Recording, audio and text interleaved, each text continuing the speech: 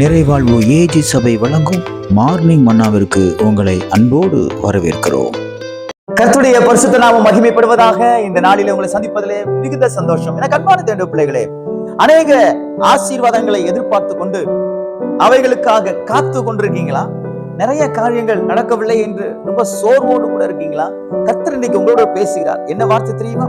ஏசாயா எழுதின தீர்க்க தரிசன புஸ்தகம் 45ஆம் அதிகாரம் 4வது வசனத்துடைய மைய பகுதி இப்படியாக சொல்கிறது: நான் உனக்கு புதையல்களையும் உனக்கு கொடுப்பேன்.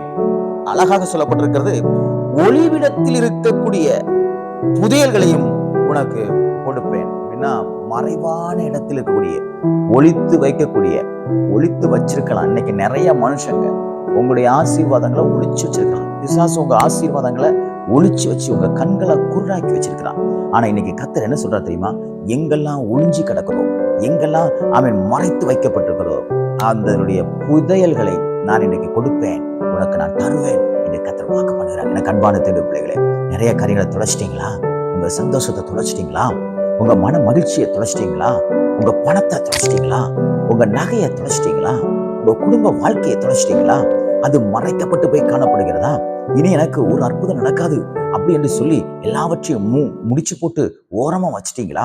கர்த்தர் இன்னைக்கு சொல்றாரு, எங்கெல்லாம் ஒளிச்சு வைக்கப்பட்டிருக்கிறதோ, எங்கெல்லாம் மறைவா இருக்கிறதோ, அந்த புதையல்கள் எல்லாம் நான் உனக்கு தருவேன், நிச்சயமாய் தருவேன் என்று கர்த்தர் சொல்கிறார். இந்த அன்பான தேவ பிள்ளைகளே, நிறைய நேரம் மறைக்கப்பட்டிருக்கிறவைகளும் ஒளித்து வைக்கப்பட்டிருக்கிறவையும் நமக்கு தெரியாம இருக்கலாம். ஆனா கர்த்தருக்கு மறைவானது ஒன்றுமே கிடையாது, ஒன்றுமே கிடையாது.